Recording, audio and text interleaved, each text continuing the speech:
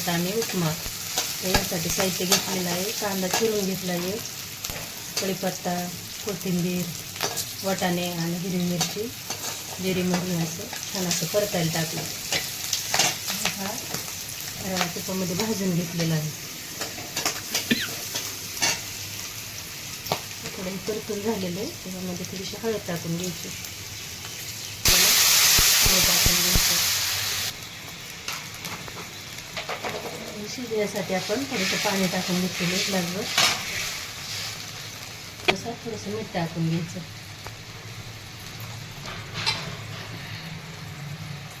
थोडीशी कोथिंबीर टाकून घ्यायची.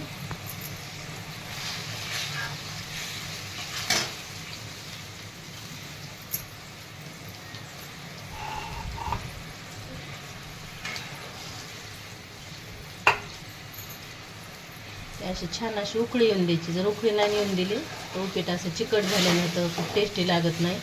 त्यामुळे थोडीशी छान अशी उकळी येऊन द्यायची. अशी उकळी आलेली तर थोडासा कमी गॅस करून घ्यायचा.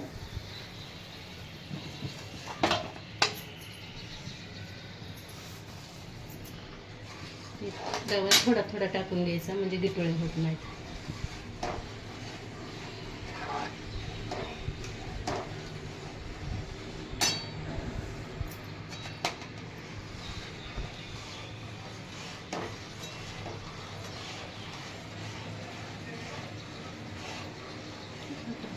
वाटाणे असं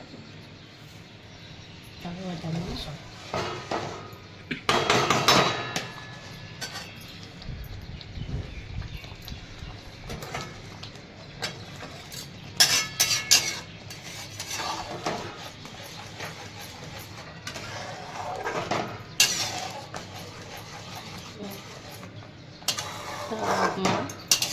थोडासा 10 मिनिट शिजून द्यायचा.